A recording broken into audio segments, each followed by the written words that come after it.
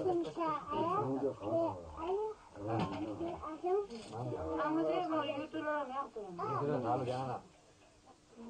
Tsewang married Tsewing nearly 20 years ago, he was still a student activist, leading demonstrations for democracy in Kathmandu. He left his wife at home for 6 years. In this time, Nyamga grew up and took on the role of Tsewing's second husband.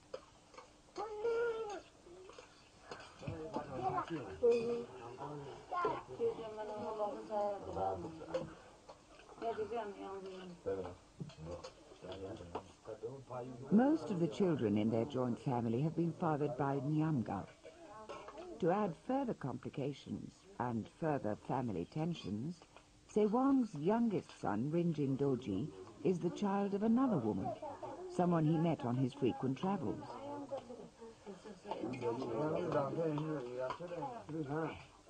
Inevitably, there are subdued hostilities beneath the calm appearance of Tsewang's family.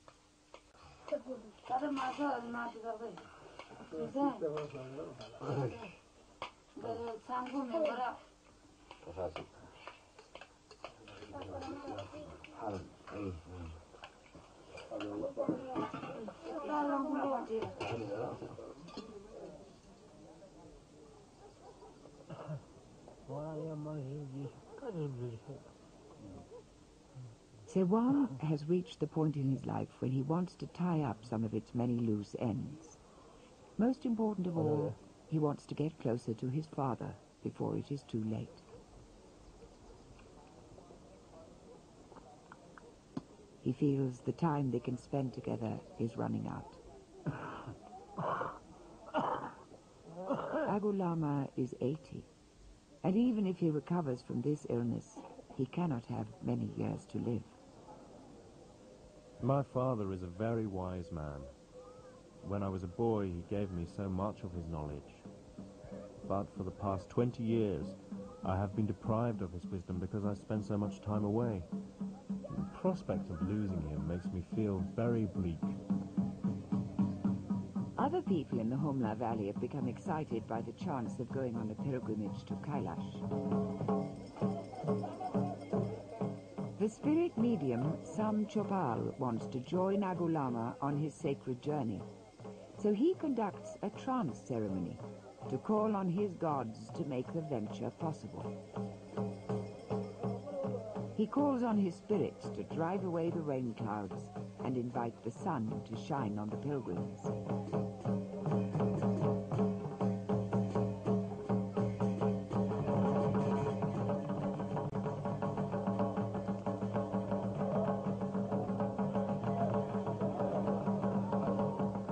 I'm skeptical about the powers of Bompo spirits, or even whether they exist. But I can't deny that I'm impressed by Sam Chobal's ability to drink boiling oil or lick a red-hot poker. Are these simply conjuring tricks, or are they really evidence of supernatural powers?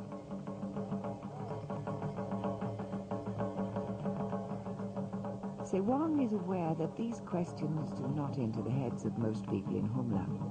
They accept what they see, and they are impressed.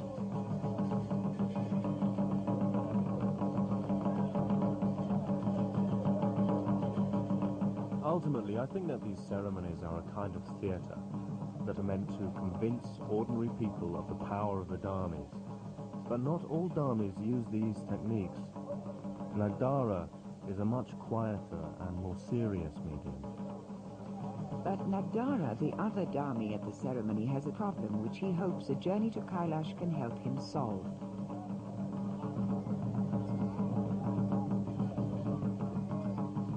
Nowadays, when trance comes to Nagdara, it leaves him feeling weak and powerless. He fears that his powers as a medium are fading. He's even being criticized in the community. People are accusing him of not having the right to call himself a Dharmi.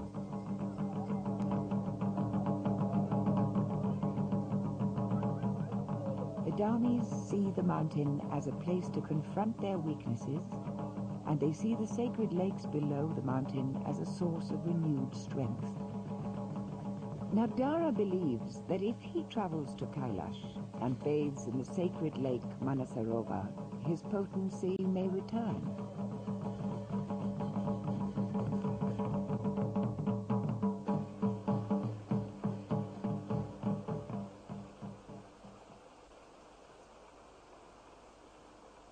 Several days pass with no sign that Samchopal's sun ceremony is proving effective.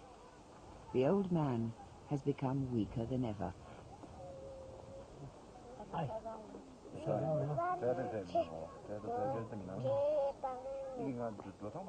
I'm increasingly convinced that he is suffering from amoebic dysentery. We've had to force him to drink to combat his dehydration. Even though he is a doctor himself, the Tibetan system of treatment is very different from modern medicine. He doesn't believe that you can die because of lack of water. But we've finally persuaded him. He realized that he was getting dangerously ill.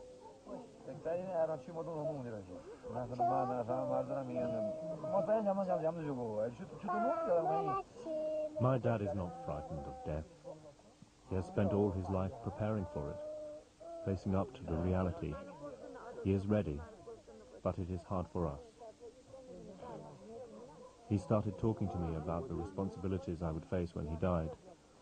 I realized that the trip to Kailash is looking less and less likely.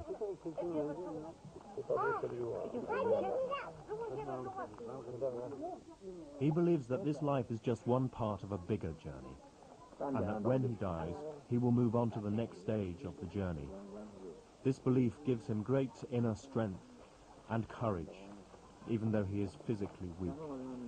He has great certainty in his mind. He believes in things almost blindly. I used to have such certainty when I was young, but now I feel confused. I am not spiritually strong like Agu Lama. I want to draw some of his spiritual strength while I can.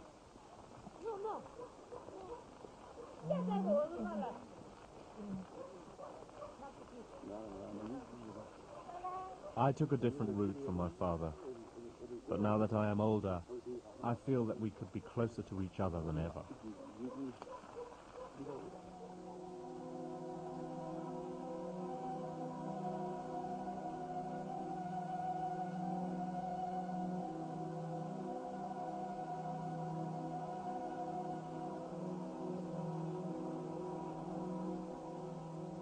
We have a saying that the dynasty should be longer than a river, and the number of descendants should be thicker than a forest.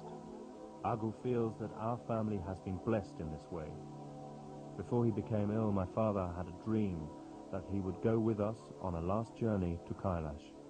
He wants to thank the mountain gods for the prosperity they have given him in this life, and to pray that the family's good fortune will continue after his death.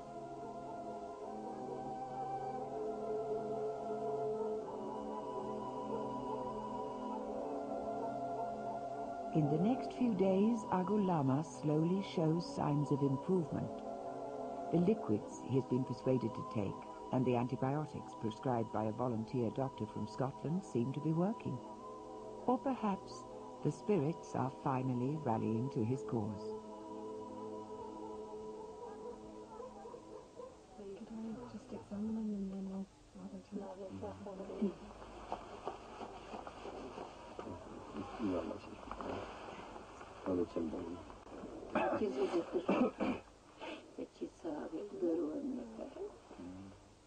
just check his pulse first of all. Se Wang and his family have chosen to defer to the foreign doctor. She will decide whether Agu Lama is strong enough to go on the journey.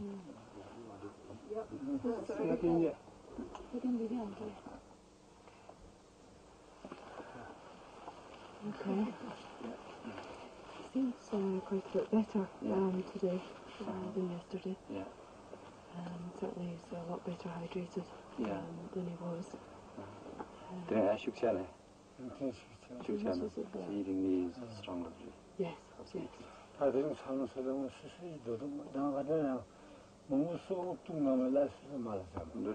He could control, after eating. He doesn't know whether he can go or not. Actually, he wants to go with us. What do you think, doctor, about this? See, how is his nerves, and can you tell him whether he can go? Go and this. Okay. Certainly yesterday, I would have said no.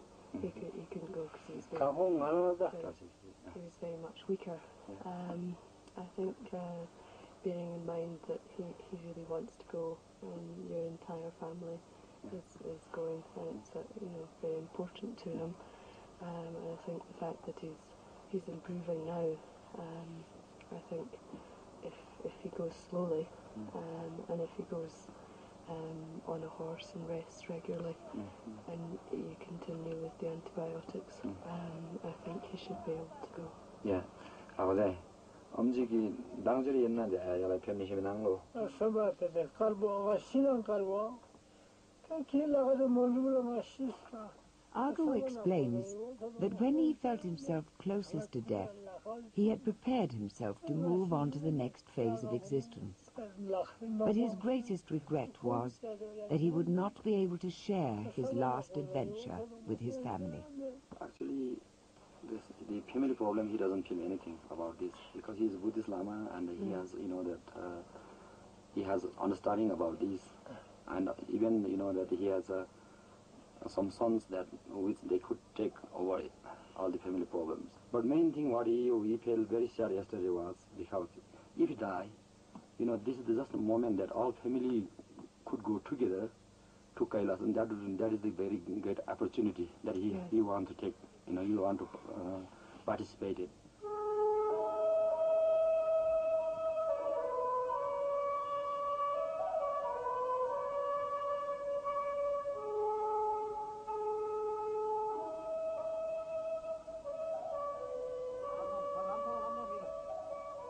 Hesitantly, Ago Lama prepares himself for the pilgrimage. He has to learn to walk again after more than a fortnight lying in the field. Ahead of him is a week-long journey, climbing from their home at 12,000 feet to the mountain pass at more than 18,000 feet.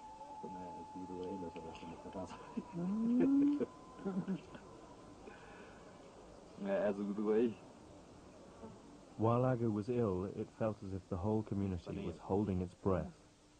Not just us in the family, but all the people who respect him and learn from him. Everyone had decided that if he was too sick to go to Kailash this year, then none of them would go.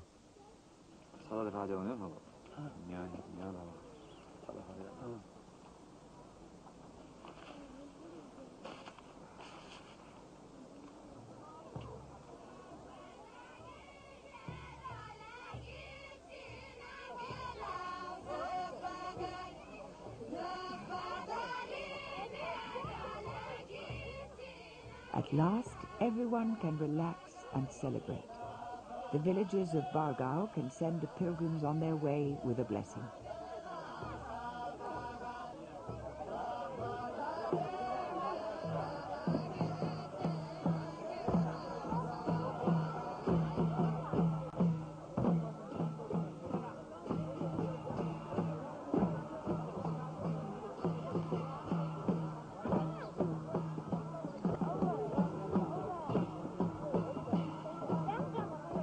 Most of the pilgrims are the Dharmis and their families, for whom Mount Kailash has the greatest meaning. The Dharmis are going to the mountain and its lakes in search of empowerment. Other people may be wishing for wealth or a break in a run of bad luck. Some women will pray to the mountain spirits for a child. The mood at Ago Lama's house is surprisingly subdued.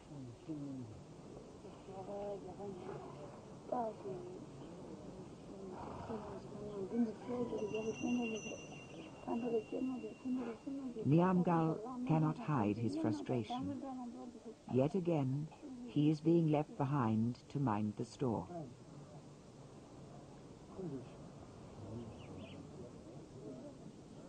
Ten years ago, Niamgal took Sering to Kailash on a second honeymoon. She's never forgotten the experience. This is the first time she and I have been there together. It will give us a chance to spend time without being surrounded by people. Life in the house is very public, but life on the road should be relaxed and intimate.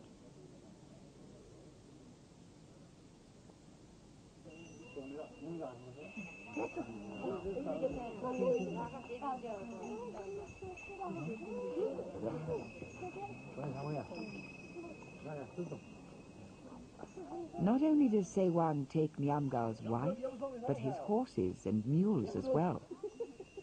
In a few days, resentments and jealousies will be behind them, as Agulama, Sewang and Sewing head towards the center of the world.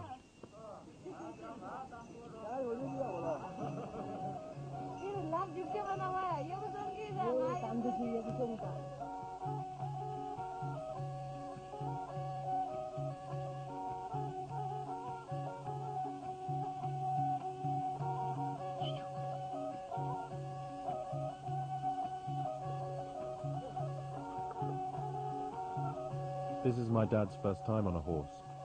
As a devout Buddhist, he doesn't believe that he should exploit an animal to get to Kailash. But he knows that he has no choice. He's too weak to travel on foot.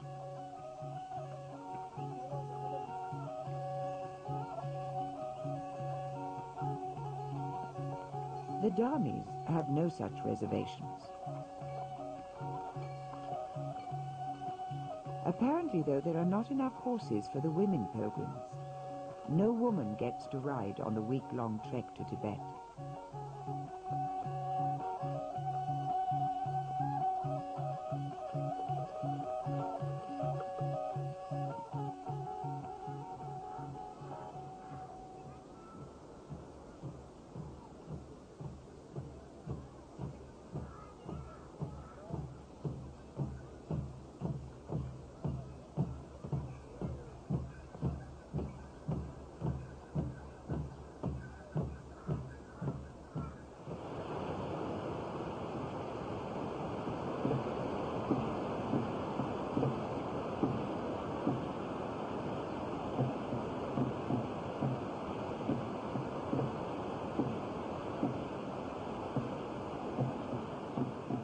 Each day the pilgrims walk or ride uphill and downhill for 8 to 10 hours. They are used to the mountainous environment, but even so, the trail is rough and hard on the legs. But however hard the terrain, there's the reward of relaxation around the campfire at the end of each day.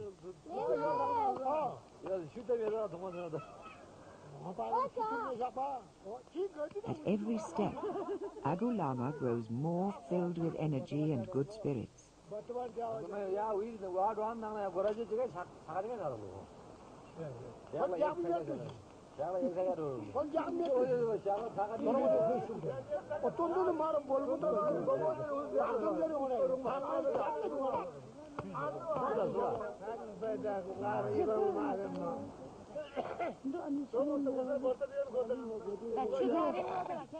Inevitably, the people who ride on horseback conserve more energy than the footsore pilgrims.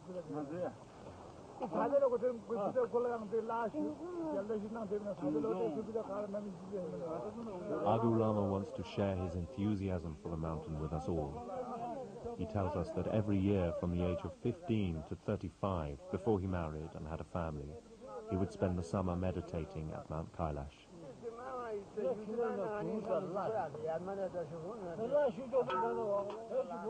He was taught the story of every stone in the landscape. He was the pupil of a very great guru who had magical powers. My father says he could even fly.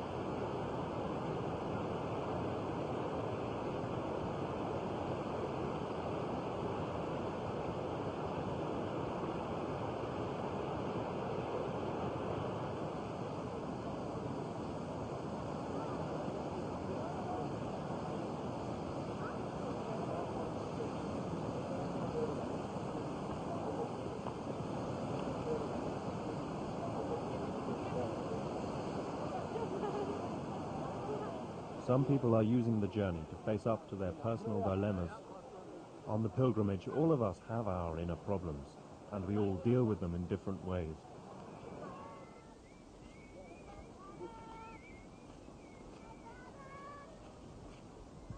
Sonam Gyalpo is a farmer. But 15 years ago, he was chosen by a senior spirit medium to become his successor. And for 15 years, Sonam Gyalpo has resisted that decision. He is content to be a farmer.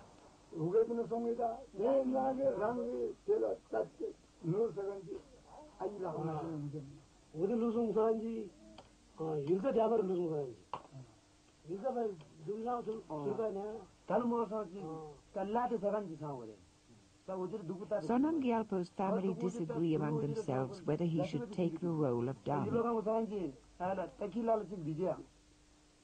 Some of them think it is an honor to be chosen, but for the others, the responsibilities are too great and the rewards are too small.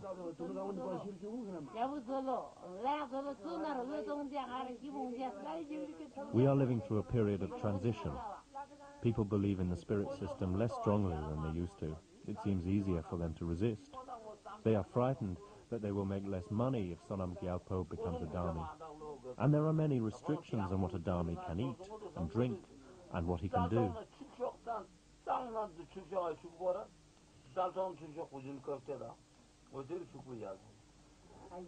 But recently, everyone has felt under increasing pressure to change their minds. Animals have mysteriously died. Crops have failed. The family has been split by dissension.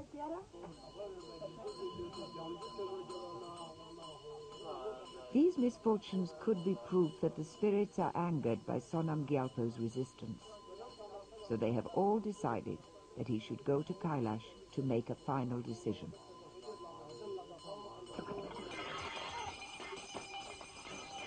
For Sonam Gyalpo, the trances that come to him are not a blessing but a curse. When he feels the spirit enter him, he becomes flooded with doubt and confusion.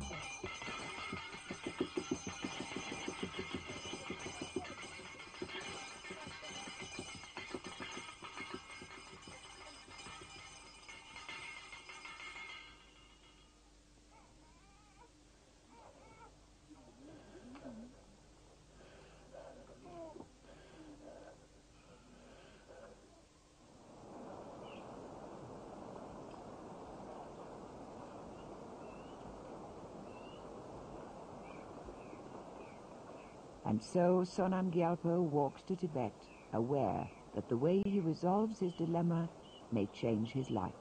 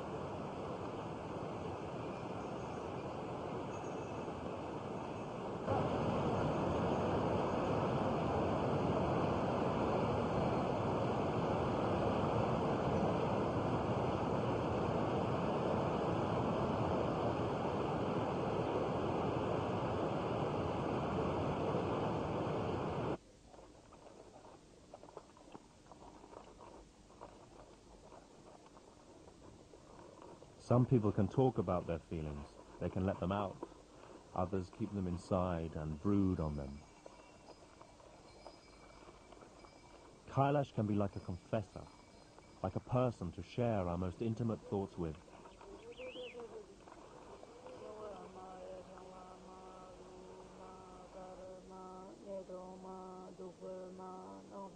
Ani lives a hermit's life under the protection of Agu Lama. She became a Buddhist nun when she was young to avoid marrying the man her father had chosen for her. But Ani fell in love and became pregnant, although the child did not survive. Her story has provoked a lot of gossip. and she is tormented by it all. She has a sensation inside her head that feels like an insect is eating her brain. She is full of regret, and she can't get rid of the bad feelings. Perhaps Kailash will help her confront her ghosts.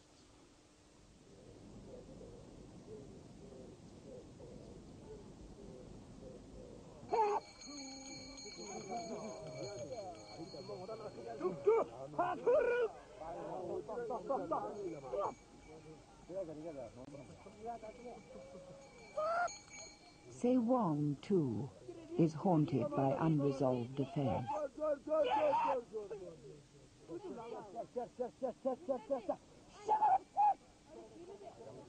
Sering deals with Rinjin Dorji very fairly, but she is not his natural mother, and he knows this. And the other kids, they tease him, so it makes him feel insecure. Because I am away from the house so much, when I am with him, he clings to me all the time. He won't let me out of his sight. I am his god, but he is frightened that I will leave him, like his mum.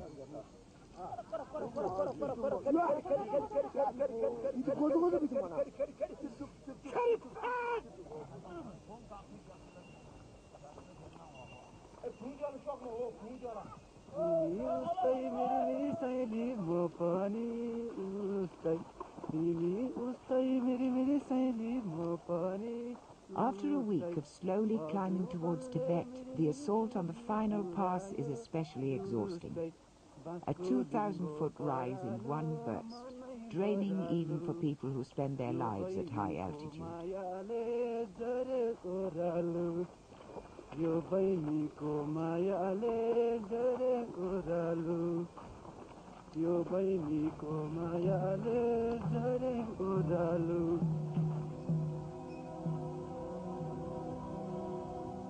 On the threshold of Tibet, Agu Lama gives up to fatigue.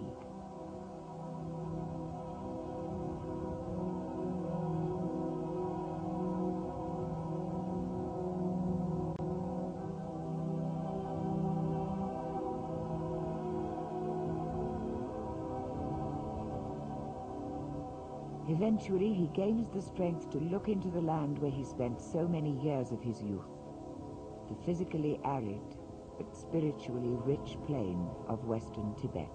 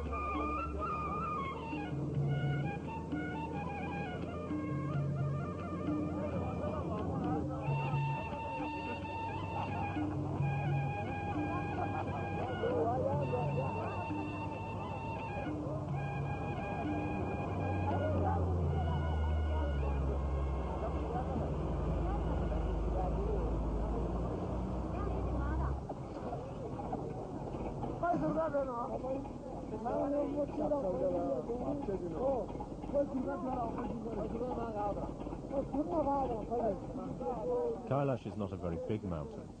There are many mountains that are physically more impressive. Compared with Everest or K2, it's nothing, but it is the holiest mountain, the center of the world.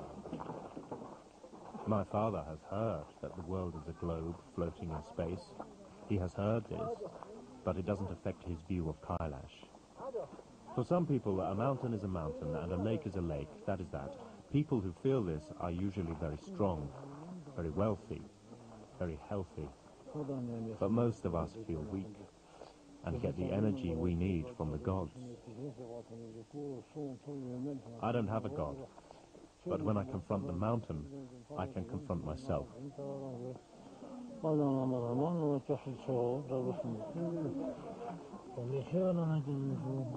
I am 80% an atheist, but I can use the mountain to confront the 20% of doubt. If I believed in the gods, I could ask them to help me. But those of us who do not have faith have to help ourselves. And we have to help each other.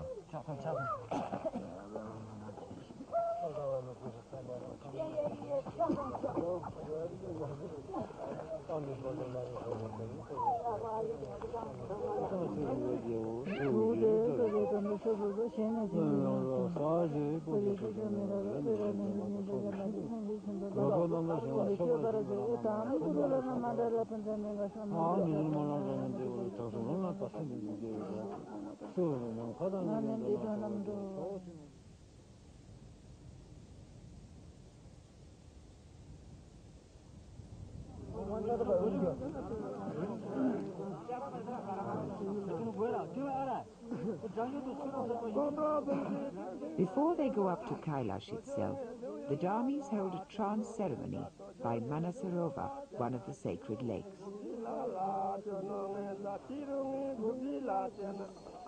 At 15,000 feet, this is one of the highest lakes in the world.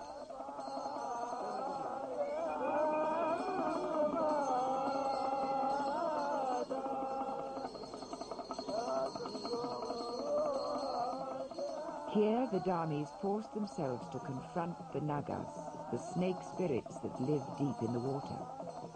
The spirit mediums believe that if they take the courage to confront the Nagas, they will receive an inrush of power. The uncertain will be made decisive, and the weak will be made strong.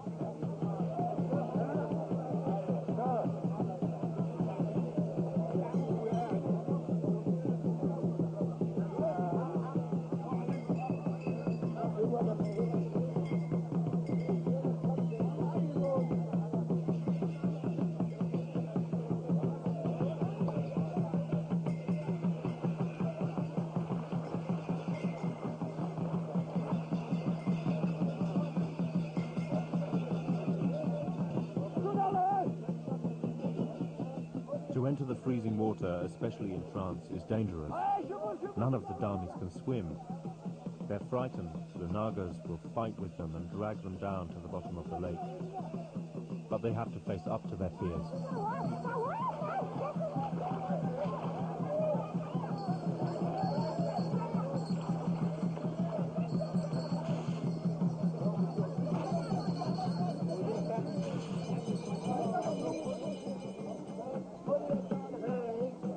For Sonam Gyalpo, the moment of decision has finally come. The Nagas will tell him in trance whether he should become a Dharmi or not.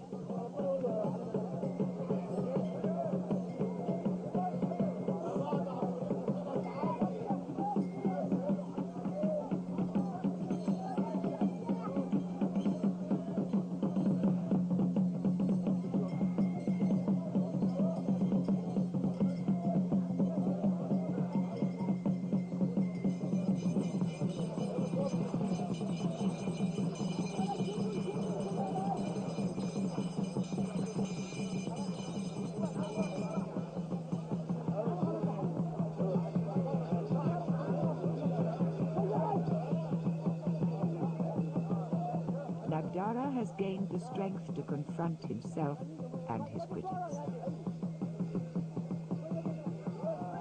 And Sonam Gyalpo has come back with the word of the Nagas. Yes, he should become a Dharmi.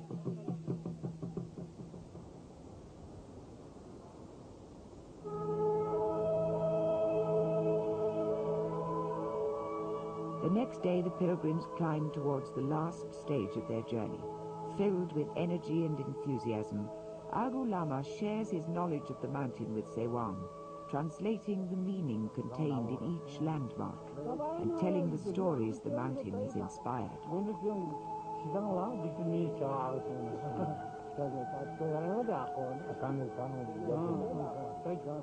One of the legends of the mountain is that beneath the snows of the peak is a palace built of crystal.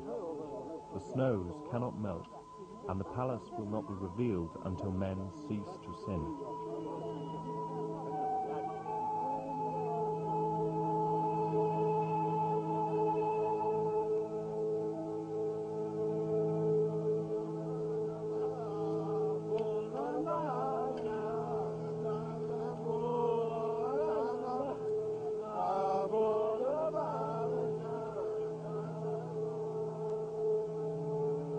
no one has ever climbed to the 22,000-foot peak. Kailash is considered too sacred for such desecration.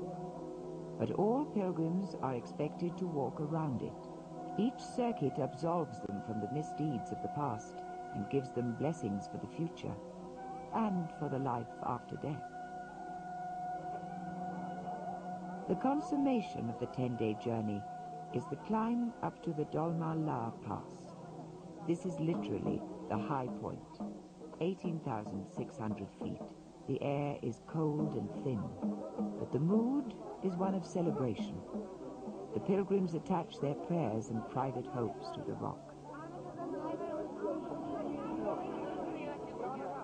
And they share food in recognition of the bond they have formed with each other on the journey.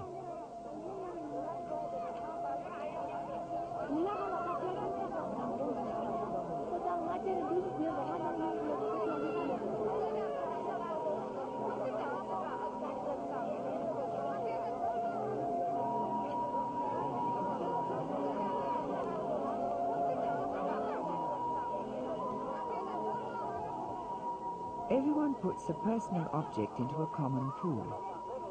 Agu Lama mixes them together and puts them into pairs. Each pairing of objects will symbolize lifelong friendship between the owners.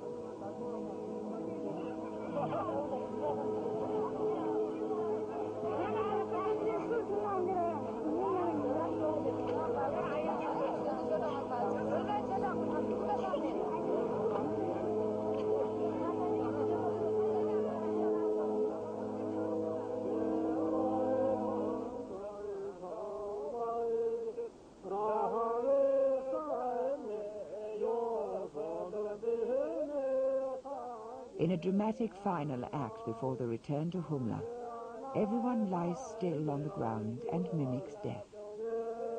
In his chanting, Agu Lama points the thoughts of the pilgrims towards their own death, inviting them to shrug off the cares and desires of this life in preparation for the next.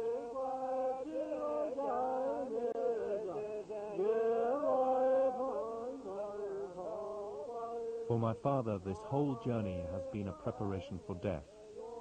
He is not frightened of it. For him, it is simply the next step. For most of us, it is a step into the unknown.